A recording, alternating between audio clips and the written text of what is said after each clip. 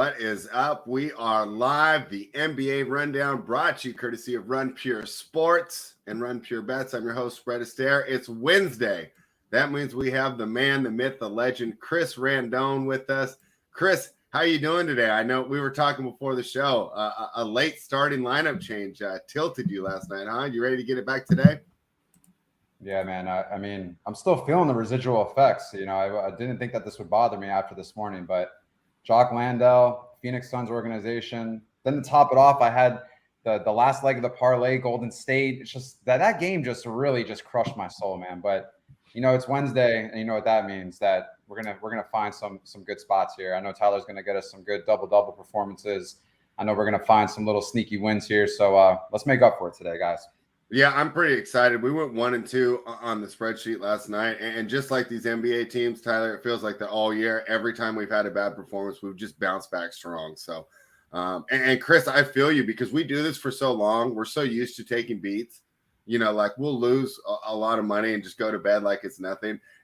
I know what you're saying. There's those rare nights, though, where you know it's a bad beat when you still wake up mad the next day, right? I'll be mad that evening, right, as I'm watching the game, but usually – it's a fresh start. So, Tyler, we were watching last night, pretty disappointed because we didn't end up having it on the sheet, but you and I talked about taking the Cavaliers and then the Mavericks. Both teams disappointed there. Did you watch either of those games, and what did you see? I had more eyes on the Utah game. Yeah, I caught the Utah game. I mean, it just came down to how we thought it was going to go. I mean, the refs surely helped them at the end of the game, but when we finished up that breakdown of the game yesterday spread, I ended up going with the Mitchell over 3.5 threes prop, overtaking the 5+ and them win, because that worried me. Is towards the end of that game, that arena was going to start rocking. If it's a close game, if Utah makes a run, they got all the momentum behind them. The crowd's and they had the refs behind them. They had the refs in their back pocket, so they ended up pulling out the game. But we got that Mitchell prop home by halftime at +140, so that was a nice prop to hit. But we got 7 games today. We're going to boost C-Dome's morale back up. We're going to get him some money in his pockets today. We're going to find a ton of winners. Yeah, and I was excited about that. You know, we talked about it yesterday. And our guy Robert said it in the hat with Jared Allen going out in the first quarter of that game due to an illness. That really helped Utah win that game because they had their advantage on the inside. You took one of their bigs away, doesn't really give them much of an advantage now. And you guys heard it yesterday, but I can't stop giving praise to the development that Lauri Markkanen's had this season, right? He looked like he was destined to just be a role player or a piece, right? You know, a 7th, 8th man on a team. And he's really come on his own. So that's pretty exciting. But we're ready to find the winners. I got the numbers pulled up right now. The first game is the Chicago Bulls taking on the Washington Wizards. Wizards are -1, totals 228.5. Tyler, I want to start with you on this one because on Monday, right, we had a fun debate, right, with you and JC. You were on, that was the Pelicans that night.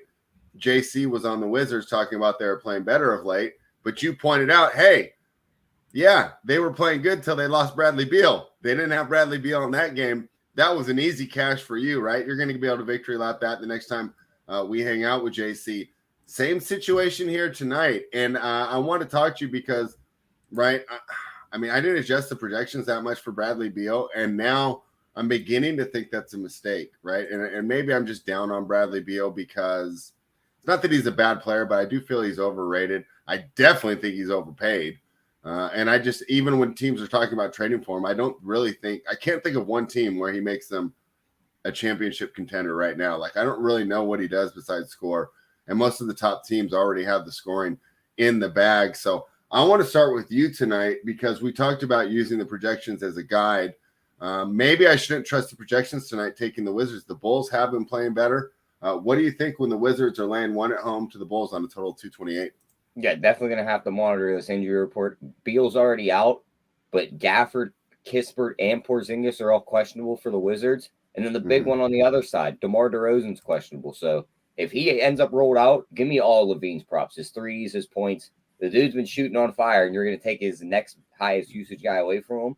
He's going to absolutely light this team up if he's the only guy on the floor for Chicago. They're going to have the advantage inside, regardless if Gafford and Porzingis play, because Vucevic will still be able to beat those guys up on the inside. I'm going to keep fading this Wizards team spread. Give me the Bulls at that I believe it's +100 on their money line right now. Yeah, so you're getting I have -104 offshore.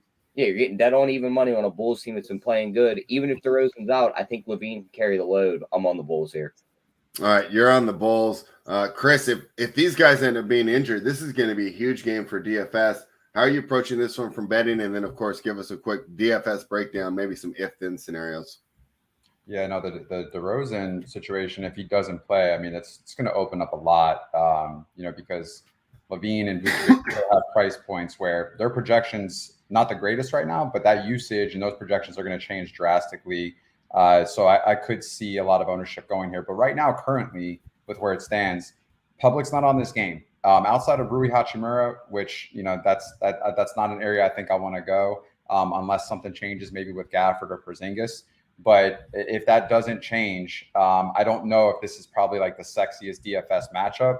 But from a betting perspective, Bulls have been playing good lately, like Tyler said. I think regardless, DeRozan plays or not, Levine's been playing out of his mind as well. So I think here, with the way I look at it, give me the money line for the Bulls. And outside of that, I mean, if things change, then we can dive back in this later in the day. But as of right now, I think I'm just going to stay away from a DFS perspective.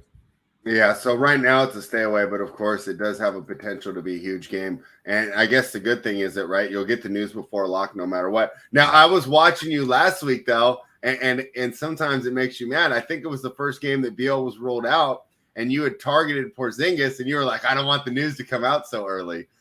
Is there a situation like that here? Because I remember watching you guys on the Hardwood show that day, and you were disappointed that the Wizards had given the news so early. Yeah, I mean, he smashed too. I mean, he went off that game. But yeah, it's kind of like one of those things where when it's an early game like this, you're not going to get sneaky. The news is going to be there unless it's like a Jock Landale situation and Porzingis is starting, and then all of a sudden now he's just not even on the floor and he's in the locker room or whatever. So, which has happened, another time this year, like you guys said with Klay Thompson, but I don't foresee that being the case. But I mean, Beal out enough already like just puts so much usage in Porzingis and Kuzma. So, but if Porzingis does end up not playing this game at 8,500, dual eligible for Kuzma, I mean, everything's just going to roll through him. And then obviously Rui Hachimura is a huge benefactor in that 4,600 has a scoring ability, the raw scoring ability. If the rebounds are there, he's going to exceed that projection. But outside of that, I mean, really nothing much. I mean, if Gafford is out and Porzingis is out, I mean, they're thin down there, right? I mean, who's going to play? Taj Gibson?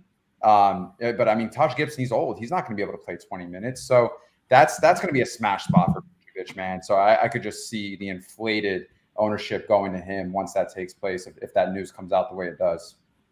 Yeah, and of course, navigating this NBA news and the injury news is key to winning on these NBA DFS slates. And the Run Pure crew is going to be here to help you. The Hardwood Live goes live at 4:45. And then, of course, for members, the Up to Lock show. You might get if you're some not a 3K member, guys. I'm sorry to cut off your promotions. No, go right ahead. You might get some 3K guys at that center spot for the Wizards if those both miss.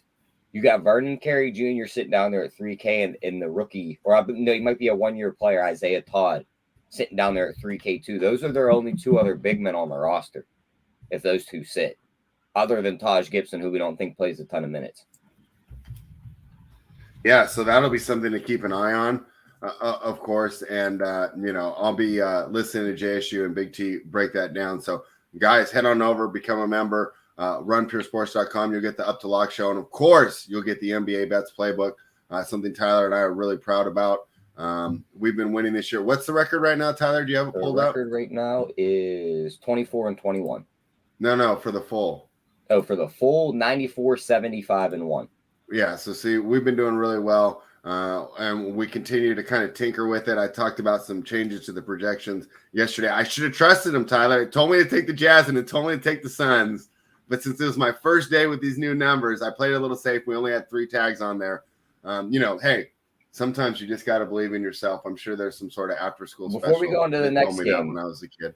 Yeah. What are your guys' thoughts on Kuzma and trade talks and trade rumors recently? A lot of teams looking at him think they can get him as a final piece of their championship run. What do you think it'll cost some of these teams? Do you think he gets moved? Well, first of all, I think that he would help a team win more than Beal. I agree. He's a wing, which is more important. And plus he has the experience. He's been in a championship before. Mm-hmm. Yeah. I think he's great. But the whole question is, what are the Wizards doing? right? It's like when the Bears trade the second round to you guys, but then they trade away their defense. Well, it's like, are you trying to win or are you trying to rebuild? So you re-sign a guy to a $230 million contract, hamstring yourself in the future, but now you're going to trade another piece. I don't really understand the Wizards at all, but I think Kuzma would be a huge addition. You know where I'd like to see him is Milwaukee. What do you think, Chris? Do you think he's on the move? Possibly. I mean, there's a couple guys in this situation. I mean, if Chicago was going to keep going the way they were going, I thought Zach LaVine would be a great candidate.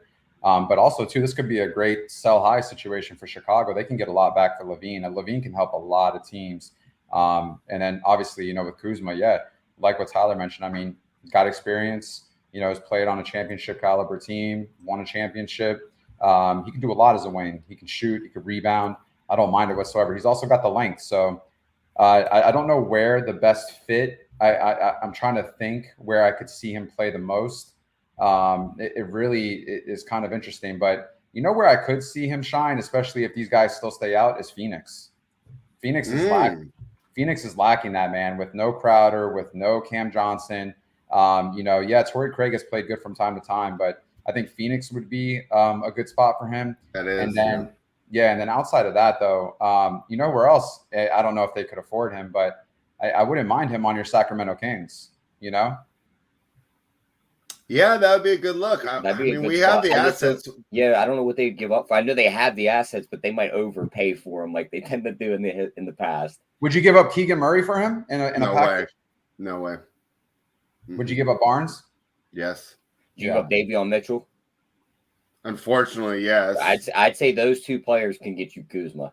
Barnes, Davion Mitchell on like a second round. We'd have to throw a pick. We probably have to throw a first rounder in there. I'm assuming the bidding would be pretty high for him. There's a lot of names popping up. Like they said, Phoenix is targeting the McDaniels kids from Charlotte. They want him for Crowder. They said Reddish is out of New York City. They're willing to take 2 first or 2 second round picks for him. If I'm the Lakers, I'm running to get that deal done.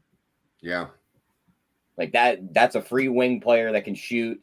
You ask every NBA player that's been in the league for the last 4 to 5 years that just came in, who was the hardest guard coming out, I bet you all of them say Cam Reddish.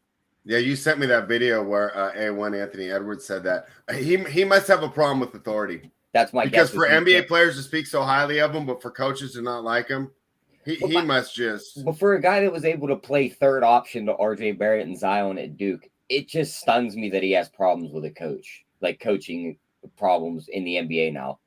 Like, did you think you were going to roll in the door and become the number one? Like, probably wasn't going to happen that way. You were already in that number 3 slot. Should already know how to play it. I just don't get it. Yeah, I mean, something must be going on. We hear certain things about that. You know who's one I always heard stuff too about? Nerlens Noel. They said that he just doesn't. Well, he was the number 1 guy coming out of college or coming out of high school in a bad recruiting class. He played no offense. Tore his ACL, still went in the top 10, and you can't tell guys like that. They just say he's impossible to work with. They say he doesn't listen to anything. He doesn't even want to listen to the trainer. It's just everything's. Look at how far his game's developed since he got in the league spread. That's all we need to know about him. Yeah. So lots of fun stuff, and of course we'll be monitoring that. We'll have a trade show. Probably won't do a preview show, Tyler, but I think we should do a show after the trade deadline. I think we did one. I don't know if it was last year or the year before. We did it up until the deadline closed. So we sit here for that hour until the deadline closes, and as the deals come flying in, we're going over them. Yeah, and we'll adjust the odds and talk about teams to target and how we're adjusting our power ranking. So that's going to be a lot of fun.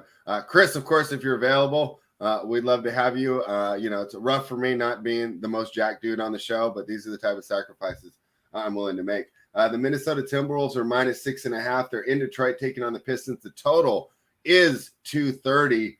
Tyler, this Pistons team, right? We talk about injury news.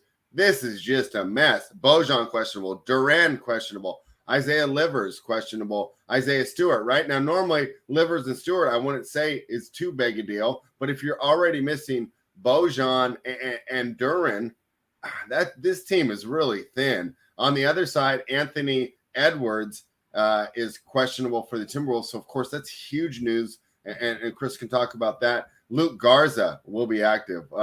Pretty exciting there. All right, Tyler, what do you think here? I think it's tough to get involved right now with all this on the table. Yeah, tough to get involved. You got to wait for those injury news. If all the Detroit guys are rolled out, this line probably balloons right back to where it was against Philly last night, like right around 12, 13. And Minnesota probably it wouldn't get that high. If all these guys are rolled out and Anthony Edwards is rolled in, you don't think it gets that high? No, it'll be 3 points. I think it gets close. I think it gets to like 11, 12. So I'd watch out for that. The total, though, I think they just run up and down the floor. There's not much defense here back-to-back for Detroit. I think Minnesota hangs a good 125 here. So got a good chance for that. I like the D'Angelo Russell props also. Point guards, you see what Harden did last night. Dude almost had a triple-double in the first half against this backcourt. Mm-hmm. They're just going to let guys run up and down the floor in that point guard spot. I love D'Angelo Russell in this spot. His props are low right now, 19.5 on his points. If Ant is rolled out, that's going to become like 22, 23. So I'm going to bet it now, knowing he can get it with Ant in the lineup. And if he's out, I get an even better number. So that's my favorite look from this game will be the Russell props. I think that's a great strategy, right? You've targeted something that's safe if the injury news doesn't go your way. But if the injury news does, I mean, that's a smash spot. Chris, your thoughts here on the Timberwolves and Pistons? Another game where, we're hashtag waiting for the news. Yeah, Detroit on a back-to-back. They got absolutely smoked last night by Philly. Looking at it tonight, I mean, Bogdanovich, Stewart, Duren, Livers. I mean, there's a lot of situations here that can turn into some pretty strong value for Detroit. But then again, I'm not looking to play Kevin Knox. I'm not looking to play your Luke boy Garza. He's active. Well, no, from the Detroit side, like Nerlens Noel and Kevin Knox, like just doesn't really fit the bill for me tonight. I want to attack other areas. But interestingly enough, from the other side, Rudy Gobert's projection per his salary, point per dollar basis, grades out very well. He is showing up in a lot of early on optimizers. Ownership is there, but it's going to be hard to kind of say no to that. I think he's in a smash spot here. And also Towns is out. So, I think also if player performance double, I think this is a good spot for Rudy Gobert, one of Tyler's type of bets. I think that's definitely in play. But oddly enough, some guys that are getting ownership that I'm just not feeling. Taurean Prince, haven't heard this name in quite a bit. Dual eligible. He's 3,200 on DraftKings. Almost 30% right now. I just don't see it. I don't see like a crazy floor. I've been looking kind of throughout the season so far of really what to expect and looking the flow of him. I mean, you're lucky to maybe get 10, 15, 16 fantasy points. Just don't think that does it tonight. So I'll let the public go ahead and have fun with that chalk. Kyle Anderson is another guy getting eyes right now, 5,400. And I'm sure that might change a little bit more, especially if Edwards is out. But, for the time being, love the D Russ call. He has a great projection right now for his $7,400 price point. Sub 10% ownership, but that could change if Edwards is out. But anyone else, though, I can't really speak on Detroit yet because I don't know what this looks like. It's too early. There's a lot of guys that are in limbo. And if these guys all do sit, maybe a bounce back spot for Killian Hayes. Struggled last night. I was nervous about him with Tyrese Maxey being on him with Maxey's defense. Just didn't shoot well from the field. They obviously got blown out too, so the minutes weren't there. But I probably would maybe consider Killian Hayes in a GBP format. He has a great projection tonight per his salary, so it's just one thing. From a betting standpoint, I would just bet Minnesota, especially it probably will get worse, the line, if Bogdanovich and Stewart and Duren, two out of the three sit. So I would go here with Minnesota. Killian Hayes was someone that I targeted when I was doing my NBA prop work this morning. I love the idea of getting him off that terrible game, right? He's definitely shown improvement this year. He's one of the poster childs for you can't write off these players, especially point guards or big men. I mean, I think the wings come in the league much better to contribute right away. And he's really showed this year, hey, don't give up on these guys too early. He had a rough game last time, but I do think he bounces back. What do you think of Killian Hayes prop tonight? Yeah, someone said Prince has only played 3 games, but I'm seeing box scores from November. Is that not correct? You're talking Taurean Prince? Yeah. Yeah, he's played games this year. He had a long stretch where he was out, but he's played this year. Yeah. I was going to say, because, he's played. Come on, Robert. No, I had to look real quick because, I saw like his highest game of the season is 28 fantasy points, but he usually gets like 7, 5, 10, 8.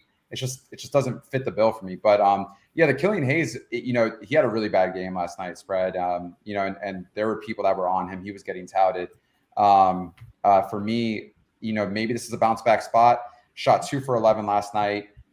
Just didn't play great. I mean, he scored 5 points. Still had 20 fantasy points, though, believe it or not. So, I mean, if his shots there, he's knocking down shots, double-digit shots. It's hard to say about the double-double because, I mean, I think 3 times this whole year spread, he's had double-digit assists. So I think it's kind of flirting with it. But, I mean, if you think it's there, then I don't mind it. I just don't know if he can get 10 assists. Yeah, that's fair. All right. Tyler, anything more from this game? No, my just one kickback is Killian Hayes sucks and he plays on a bad team. That's why he looks good. He doesn't right now. suck. Yeah, he does. Dude, he's going to be a fine backup point guard in the NBA for the next 5 years. All right. We'll talk in 5 years and see if he's still in the league. You know, wow. All right, we will. He'll be a good backup point guard. Yeah, I think he's got a If role. Detroit gets good, that guy's gone. Okay. That's probably fair. So he's going to go play backup on a bad team. So who's That's better, fine. him or Corey Joseph? He's better than Corey Joseph. Give me the vet. Oh, God. Wow. Okay. Corey Joseph. Wow. Okay. Rough times here for. He's so young though, bro. He could shoot the 3 too. I don't know. It's too early. I just don't like him. He screwed me on a couple bets. I don't like. Yeah, bro. You got beef with Killian Hayes. What happened between y'all two? I think I had a bet against Detroit where it was like locked in, and the only way I lost it was he hit like 6 threes that game, and they were all at the end of the. I remember watching that game. Yeah, he looked good. He's raining threes on my parade, and it's like this dude should be playing for the Shanghai Sharks, and he's ruining a bet for me in the NBA. He's not that bad, bro. He's gonna end up being like an okay contributor. Title would be disappointed. He's like a Killian Hayes truther. I was in the chat yesterday when you guys. Maybe he'll be a Bucks backup point guard. That would be Title's perfect thing. He can get in there. He can do better than George Hill. Killian Hayes or Javon Carter. Give me Carter all day. Give me Hayes. Oh my God, give me the defender in Carter. Damn. What do you think, Chris? Nah, I don't like. I don't think Javon Carter is better than Killian Hayes. Yeah, I don't either. Tyler and I, we'll be coming back to this one. This could be a fun for all the guests, Tyler. Right? Like our SGA question we asked everyone all week. All right. Yeah.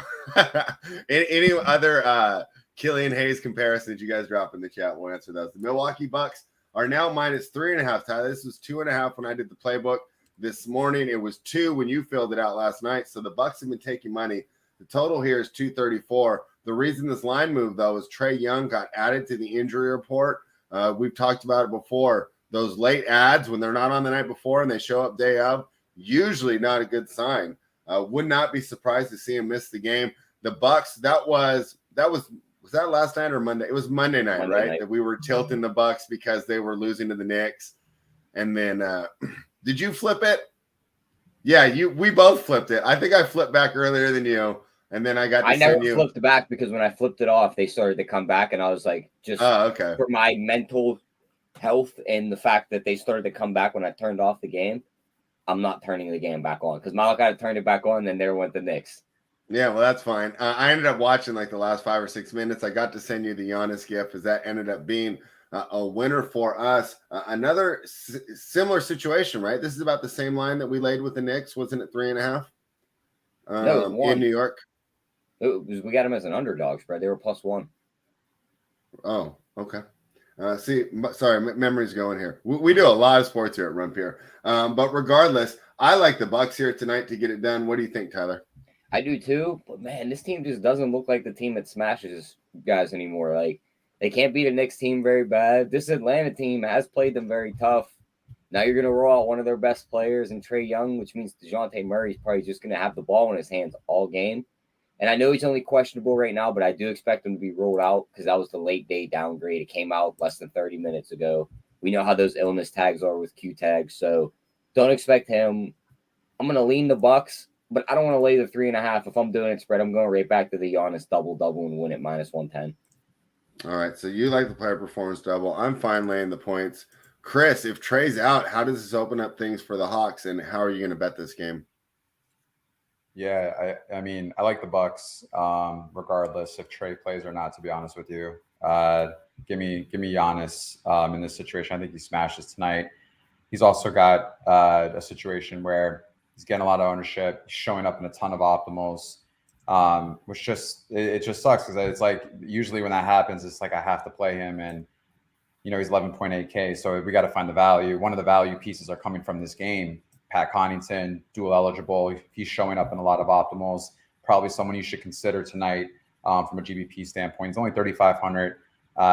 And I will say, like, him is probably a better play than Taurean Prince. And I'm just curious, like, are people going to run kind of the studs tonight and run like a Pat Connaughton, Taurean Prince type of lineup, which is definitely realistic. And I can see a lot of people doing. Drew Holiday, his price is a little too cheap, 7,200. Good spot here, 38, 39 projection. So, basically, for me, I don't know how I'm going to play this. Like, do I want to roster both? Like, how much shares do I want to have from this side? But on the other side, if Trae Young doesn't play, I think we have to really consider Dejounte Murray at 8,200. I mean, he just gets a significant bump in usage, probably a little bit more bump in minutes as well. And then, if you want to look at some ancillary pieces here, Brook Lopez, DeAndre Hunter, I'm okay with it. Just don't know, how much I like it. Okonu's 5,700. These are pieces where probably Joe Ingles will probably be looked at as well for a cheap flyer in a GBP format. He's 3,300, dual eligible, but his projection is just absolutely poor. So I just don't think that's something I see happening for myself. Other than that, there's really not much. I mean, it seems like the projections favor the Bucks essentially. And we talked about this before spread. Usually when that happens, it gives me a slight bump to that team from a betting standpoint if the spread is close, which is kind of what we have here. So just another thing to take in consideration. And I mean, that's pretty much it for me for this game. They just officially rolled them out too. All right, it's off the board. I'll let you know. Officially out. Does it worry either of you guys that they played twice this year and Atlanta's won both of them and Trae Young missed one of those games? Who was playing for Milwaukee? Let me get the box scores pulled up just to did Giannis miss one of those too? I believe so, but I know he was in for the other one. I mean, no. Weird things happen in the NBA, right? The Suns beat the Warriors last night. I mean, yeah, so the game on November 7th, Giannis played. Trae Young didn't. The Hawks won 117-98. Then they played again on the 14th. And where's that? Let's see. Trae Young did play. Giannis played. The Hawks won 121-106. Hey, I think interesting performance double tonight. Brook Lopez. I seen our guy Natisfy in the chat talking about that too. Brook Lopez night. My worry for that is I like targeting him when he has big stone-footed centers across from him that do not want to come out to the three-point line. If Capella was in, I'd be all over it. Would Okongwu in? I think Okongwu would come out to that three-point line and try and cut him off on those shots. Maybe a Bobby Portis night for me because there is no backup big in Atlanta. He's going to come on the floor and absolutely eat that front court alive when he comes in there. Yeah, I agree. I also can see Okongwu getting into foul trouble just because of like how they spread and how he can, go to the perimeter. And I think that just can cause some trouble for Okongwu. I could see something happening where he gets in foul trouble, which he does struggle with foul trouble a lot. He gets at least 3 fouls almost every game, but there's a lot of games where he gets that 4 or 5th foul, and he gets too early on. So I could see that happening. It would give a big boost to Brolo, but I do like the call too of Bobby Portis. Bobby Portis could definitely smash here. Absolutely. I think the only thing we want is, the last game against the Knicks, just didn't get those double-digit shots. All we're looking for is if he can if he can replicate what he did those previous 5-6 games prior to that 6,500 price tag will pay off immensely. And as of right now, he's not really getting much ownership. But but believe it or not, at 6,500, Brook Lopez has the better projection currently amongst the two. But hey, if you want to do a performance double between Brook Lopez or Bobby Portis, I don't mind. I think there's definitely upside there. I took John Collins over on rebounds, Tyler. With Capella out, he's been going over that number a lot. What do you think of that? Yeah, I don't hate that call either. My worry, though, is he becomes the primary defender for Giannis, but I doubt it. No, but if he does, he's too slow. Who's going to guard him then? They're going to put Hunter on him? Yeah. Okay, so Hunter will be the main defender. Because I'd rather have Giannis shoot over me than just get to the rim at ease, right? I'd put a smaller, quicker guy on him and force him to shoot. Yeah, but I think he could just kind of push Hunter right out of his way on the way to the hoop with the shoulder. Well, like, he's going to get 30 you're no gone. matter I'm going to lean over these guys and dunk the ball. Collins and Okongwu, I think, are in trouble tonight. I see Collins getting in foul trouble for sure. Yeah, that's the other thing to point out for those two Hawks wins against the Bucks earlier. Capella was there for both of them. Yeah. Okay. All right, and that's fair. All right, so you're not sure. Let's see. So all three of the first games that we talked about just went off on the board. Wizards came out back up at -1.5. This is that bookmaker. And the Timberwolves came back up at -6. So it went the other direction, Tyler. Do you think that that's maybe some A1 news? No, Bogdanovich was rolled in. Okay. Duran out, Stewart out, Livers in. And DeMar DeRozan went to doubtful. That's why that number moved. Hey, is Buddy Boeheim or Boeheim? Is that Jim Boeheim's son? Yeah, that's his kid. Oh, really? I didn't know that. Yeah. Oh, okay. Damn. Good knowledge. Is he good? He was at Syracuse. Gotcha. Better than McNamara? Maybe not. Gotcha. Somewhere in the middle. Better than Carmelo? Fuck no. Remember the Andy Routens kid that played at Syracuse with the black hair? Yeah. That's Buddy Boeheim all over again. Okay. All right. Anything more on the Bucks and Hawks? Bucks were just reopened at -4.5. And the total went down 5 points, Tyler. That's 5 points. And that means it's gone down 8 points since you posted it. Because it went down 3 points from the time that you put the numbers in the playbook last night to when I did the playbook this morning. Let's tease it, Spread. No, we're not teasing basketball. You're gonna make me drive down to San Diego. You're gonna make them put somebody else in that closet behind them. There's like 6 I'm gonna like right disable now. Like I'm gonna get your guy's thing and I'm gonna disable teasing from your thing. Only NFL long teasers you're gonna be allowed to do. You're like, what the heck? All right, the New Orleans Pelicans are +9.5 in Boston, taking on the Celtics. Totals 231. This was going to be a great game, Tyler, but it's marred, right? It's marred by the fact that the Pelicans aren't playing anyone. I wanted to see these guys go at it at full strength, so it's really too bad. Let's just go over this injury news real quick. Where is this one? I'm scrolling. I'm looking. New Orleans at Boston. Marcus Smart is questionable. Robert Williams is questionable. Brandon Ingram's still out. Zion's still out. Here's the one that I hate because I was looking at that 9.5, but Herb Jones is doubtful. I don't think he plays, Tyler. Is it the CJ McCollum show all over again? What are we doing here with this game? No, it's definitely the CJ McCollum show all over again. He's going to chuck the ball, so don't mind his points prop, his threes prop here. As for the side, though, I mean, man, I don't want to lay 9.5 with the Celtics, but they're going to win this game, I think. I just can't see these Pelicans role players beating up on these guys, minus their top perimeter defender in Herb Jones, who would have took one of these guys out in Tatum or Brown. No him there. I mean, these two guys are going to run rampant, and I don't think CJ can match their scoring, and I don't think he has a running mate that's going to help him keep up with those guys. So I'm going to take Boston here, and looking at some of these performance doubles, Tatum to hit 32 points and win +135. Tatum to hit 5 threes and win +340 would be some ways I'd come with this game. All right. What do you think, Chris? Yeah, is McCollum playing this game? Yes. Okay. All right, because it's unless he becomes a late scratch, he's in. Right, because this isn't one of those basketball monsters where they take him off. I don't see why basketball monster. It's like seriously the best thing. But why don't they just leave the people point on? To the chat too. They play the Nets next. Is there any chance they overlook this team? I don't believe in that looking at stuff. Do they play tomorrow against the Nets?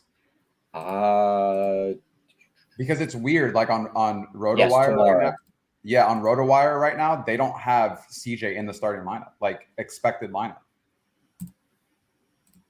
So it's just interesting. Like they have Jose Alvarado, Trey Murphy, Dyson Daniels, Najee Marshall, and Giannis.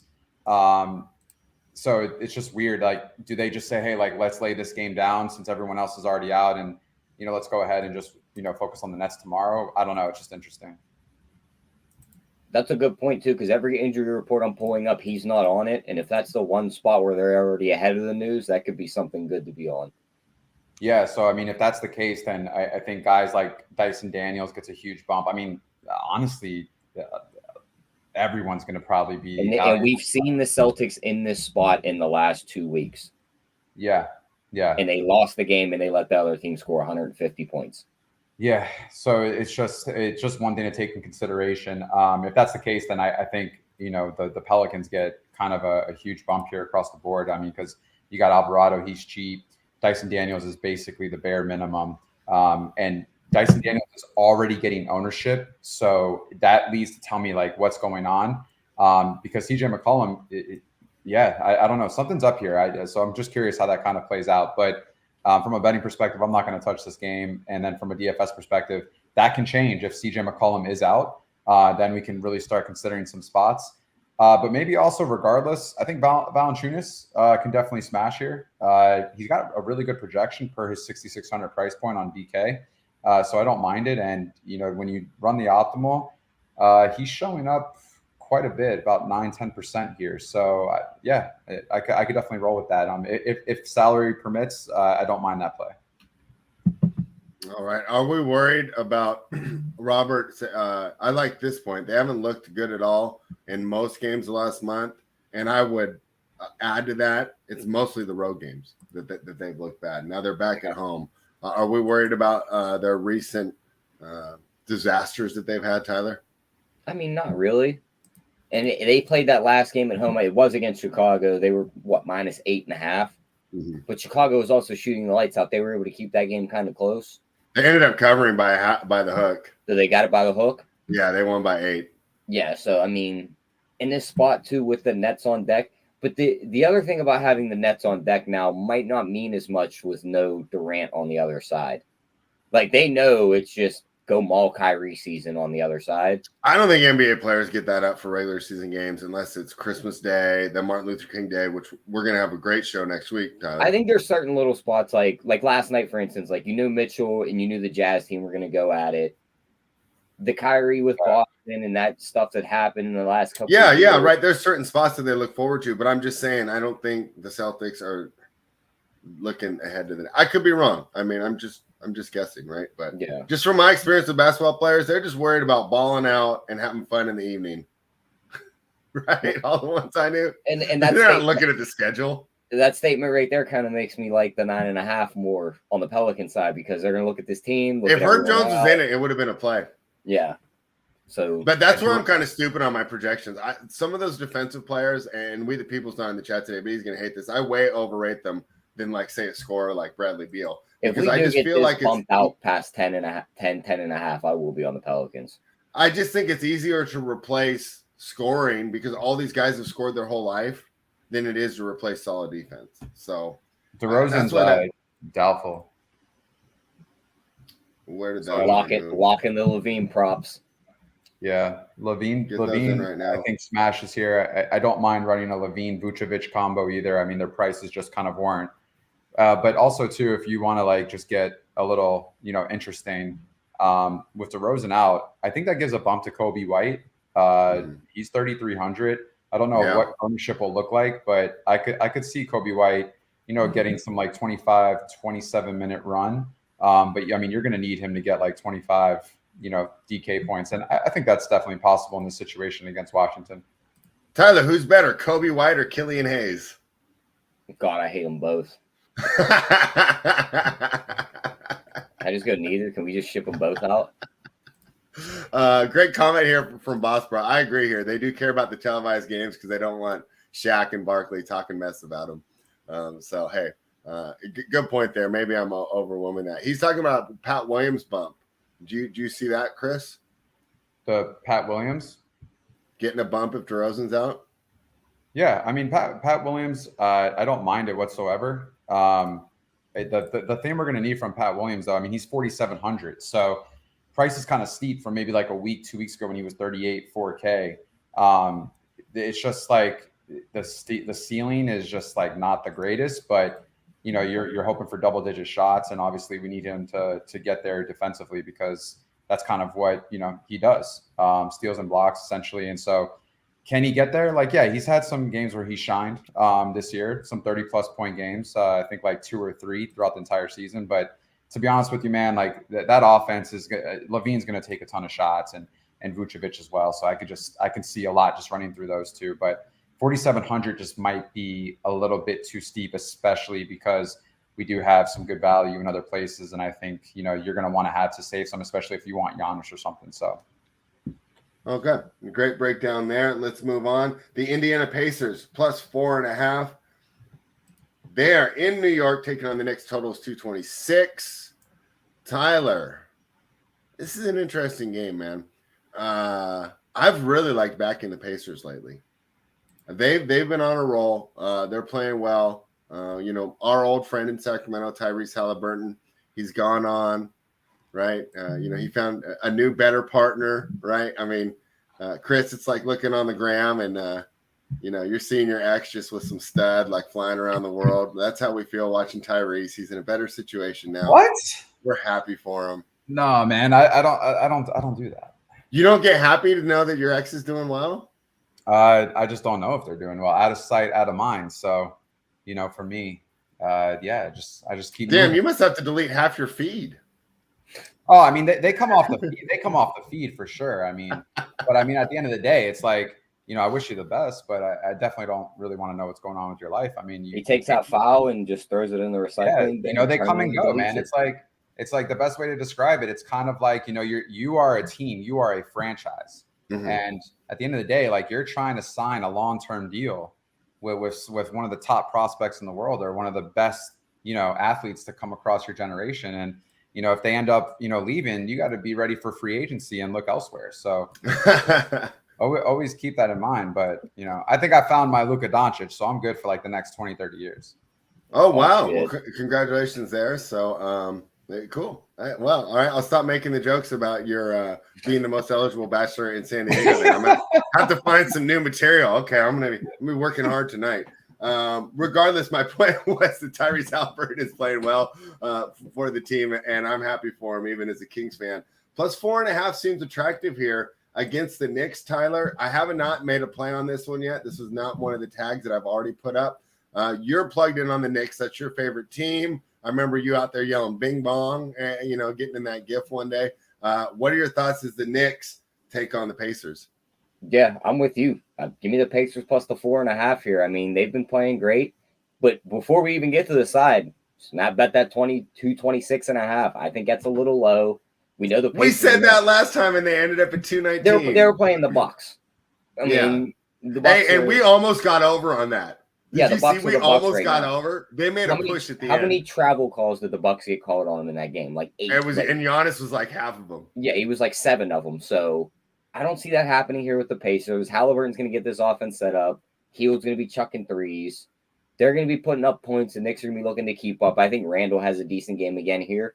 So, yeah, definitely give me the over 226.5. I'll be on the Pacers plus 4.5 with a little sprinkle on their money line. I like the 25.5 on Randall's points, though. That seems a bit low for him. We were seeing 30s, 32s on his points prop. Getting it 25.5 seems a bit low here. And outside of Miles Turner, it's like if he catches an Isaiah Jackson, I think he could beat him. And with Brunson back, maybe that knocked down the number a bit, but still think he's the main option here. So the Randall props for me, the over, and the Pacers plus 4.5.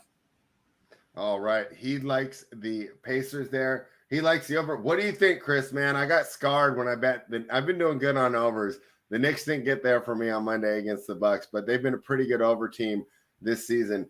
Do you think we should jump in? Is Tyler on the right track betting this over here? Yeah, I love the over. I mean, this is a pace-up spot for the Knicks. And to be quite honest with you, a lot of these guys really kind of stand out to me.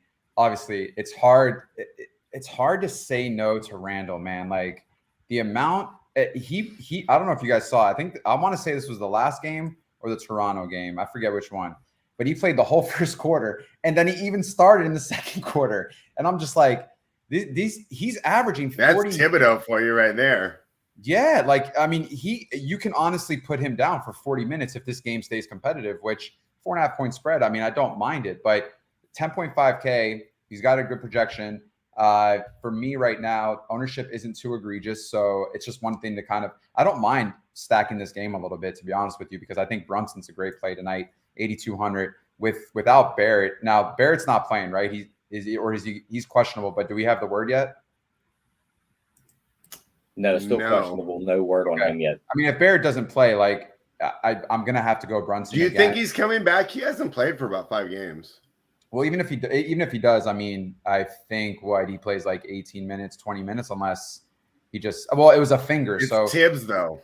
Yeah, but typically if it's a finger, or if it's like anything that's not has to do with the lower body, usually the cardio and the endurance is still there, so they get a full go. So does that change my perception of Brunson a little bit? I mean, maybe, just because like if you look at the last 5 games, I mean, 27 shots, 30 shots, 19, 18.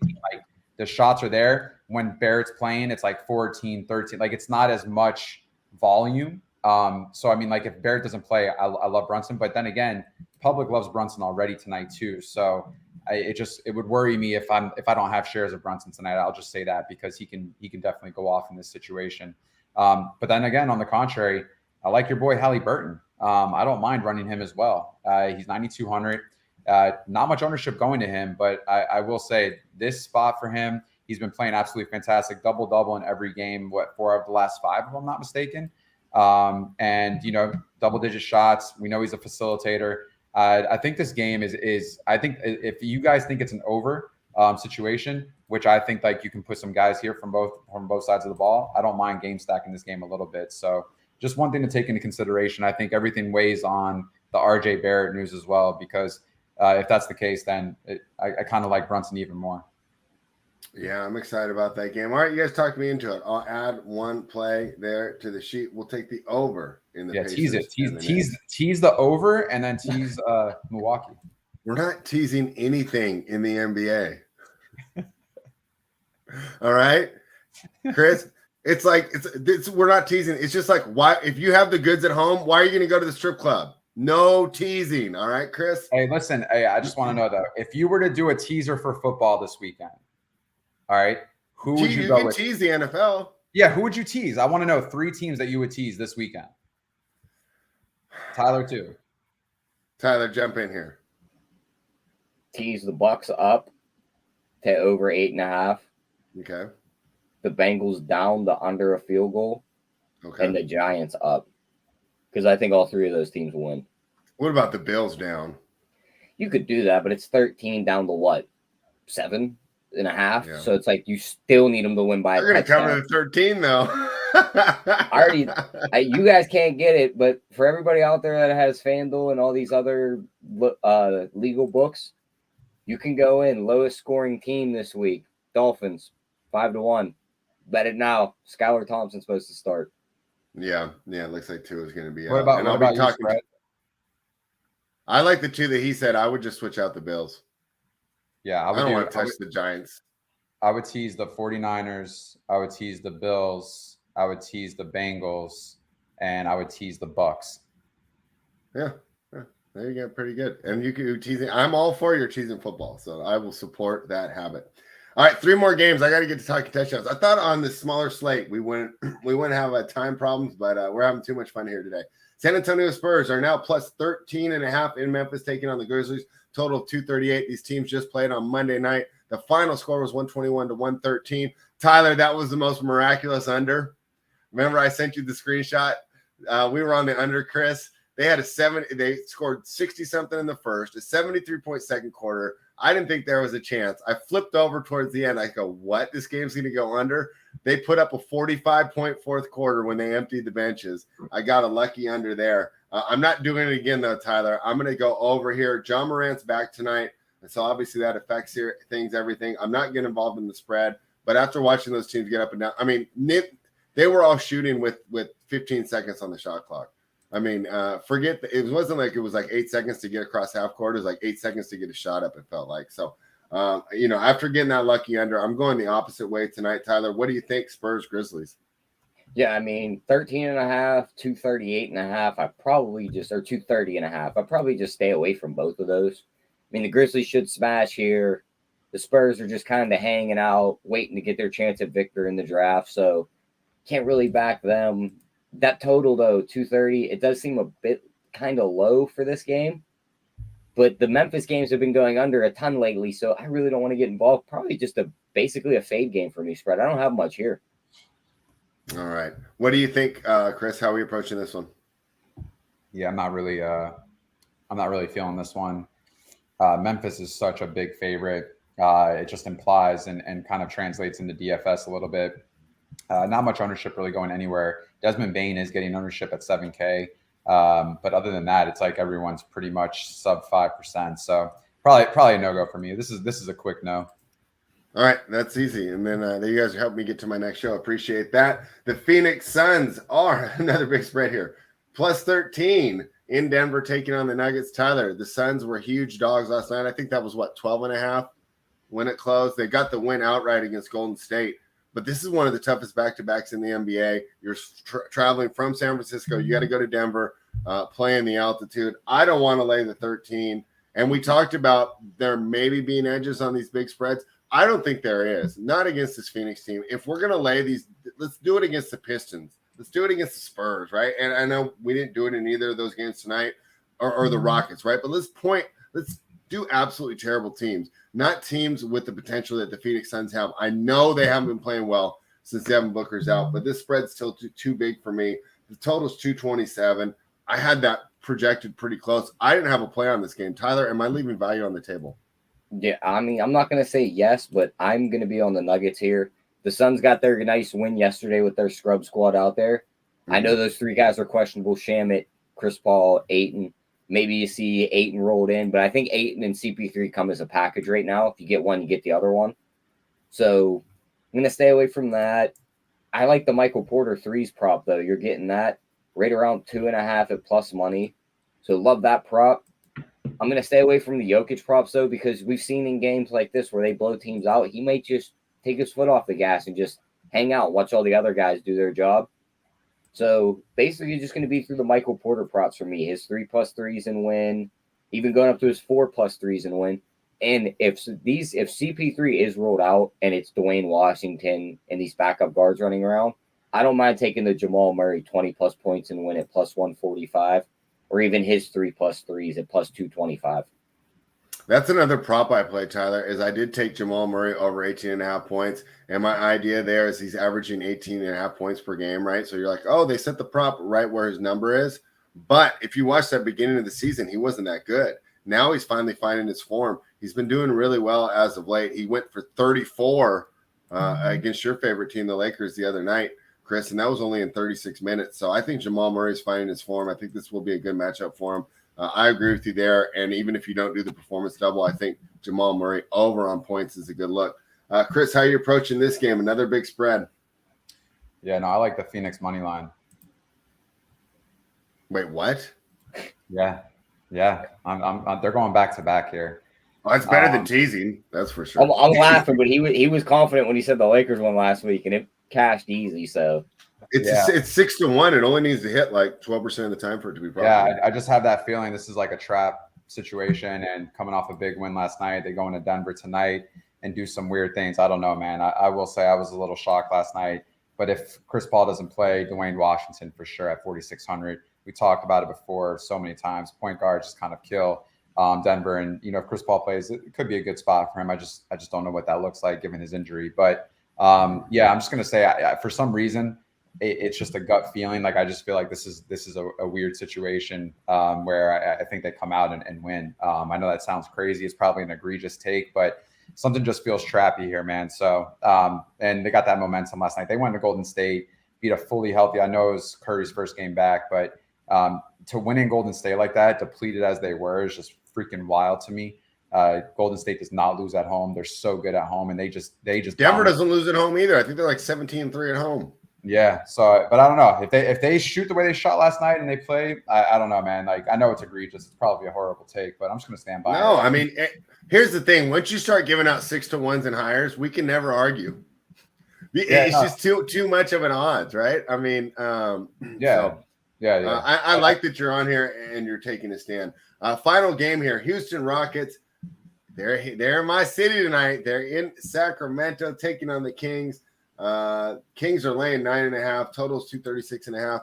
Tyler, we finally won as a big favorite the other night. Who was that one against?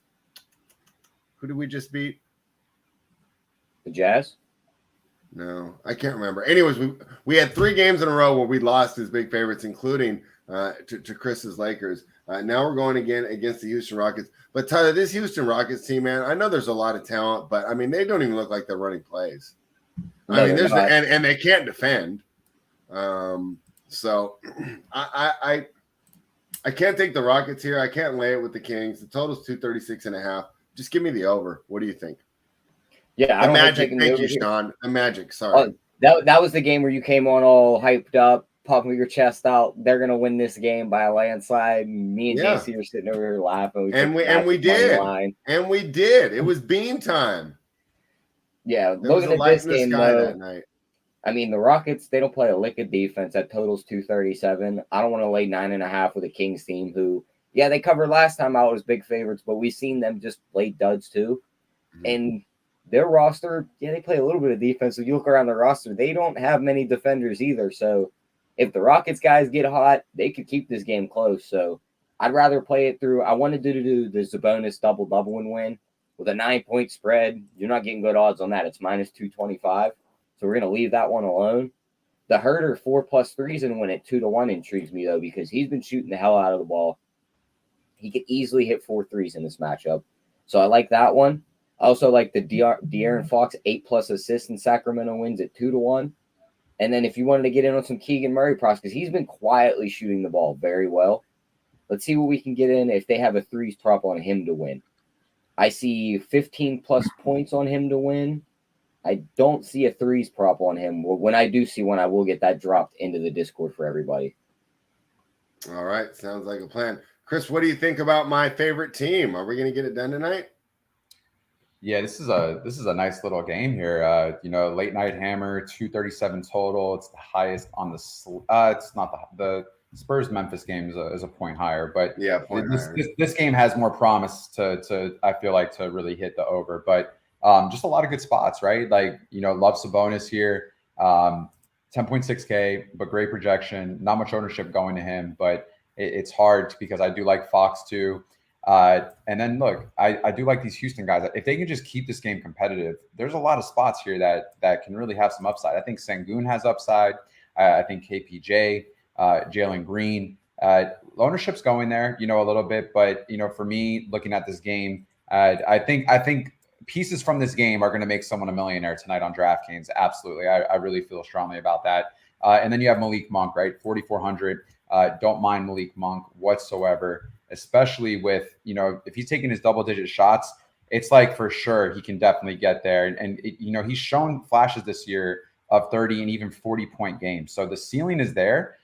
He just has to knock down those shots. True raw scorer, but, if he's rebounding and facilitating too, it just makes that 4,400 price tag even more attractive, So I don't mind that. Jabari Smith's kind of like a hard one to figure out. I don't know if this is the spot. He's going to play 30+ minutes, though. I think what we're looking for here is those flashes of double doubles that we've seen, which has happened, quite a few times this season. If he can also stay out of foul trouble, whether it's him or Sengun with Sabonis down there, I don't mind him either. Don't mind the price tag. There's just a lot of pieces you can go within here, and even Eric Gordon is getting ownership. That probably sounds absolutely gross, 3,700, but looking at 10-11% projected ownership. High total. If it can stay competitive is all I'm just hoping. Then it makes sense to really kind of target this game from a DFS perspective. Betting wise, it's a no-go for me, but I do like the over. Yeah, I like the over here, man. I mean, I'll target these Rockets on these overs all the time. And we know the Kings like to get up and down the floor. Tyler, I made the mistake of playing an under in a Kings game against the Magic on Monday night. I mean, they had 107 at the end of the third quarter. Just ran it right over the total. And I think the Magic even play better defense than the Rockets. That's how bad the Rockets are. And the Rockets, yeah. I was going to say, by the way, this is like the most people I've seen on our Wednesday show, I think, like just live. Let's get it to 50 likes, at least for your boys for the Wednesday. We don't even have 50 likes right now? No, we got 180 people in here, and I'm just like, damn, we don't even have 50 likes. How many likes do we have? We got 40, but I mean, like, it's just we never asked for it, but we just were like, damn. I know I'm really bad about that. Just support the boys. Hoop sends me scathing DMs like all the time because Hoop will hold up the plays of the day. Yeah, no. I'm just saying. You might have to hold up the best bets if they don't get these 10 likes in there. I might have to be the dictator of this show. All right. No, Well, what do listen. you think? Because I got to jump over and do picking winners with Holden soon. Are we holding them up or what? Refresh. Did we get him in there? Yeah, we got 63, so we made it. There we go. All right. Good We never asked. I us, need you on. I need you to remind me on this, man. All I want to do is basically break down I the game. We got a comment in the chat. We got you, Locks. I really hope they didn't get Cito and Locks mixed up. That's great. All right, let's do it. Best bets time. Tyler, start with you. Yeah, I'm gonna go with. It's not up yet, but the moment that Levine threes prop comes up, if it's 2.5, if it's 3.5, give me it. He's hitting like 5 threes tonight. All right, what do you got for us, Chris? Yeah, I talked about it earlier. I like the double-double for Zach LaVine tonight against Washington. And then I also like the double-double for Giannis, player performance. And then I also, like I said before, sounds crazy, but, Phoenix money line, I don't mind. But Phoenix with the points, I don't mind it. All right. I'm going to go with the over in the 238 in the San Antonio Spurs versus the Memphis Grizzlies. I watched that game. I was such a miracle to go under. I don't think it's going to happen twice. These guys were getting up and down the floor. San Antonio is the worst defense in the league. They give up just in points against 120.6 per games is what they average. And when you're shooting with 8 seconds to go, they can put the ball through the hoop. Give me the over in that game. So there you have it. C-Dome, thank you for getting those likes up. Always love having you on the show. This has been one of my, because I don't want Uncle T to get mad, but one of my favorite shows to do this week, talking basketball with you. So we appreciate it. Give everyone some words of wisdom before we head out of here. Yeah, I was actually telling my sister this the other day, but it also translates to DFS as well, is, focus on what you can control and everything else will fall into place. Don't tease basketball, run pure.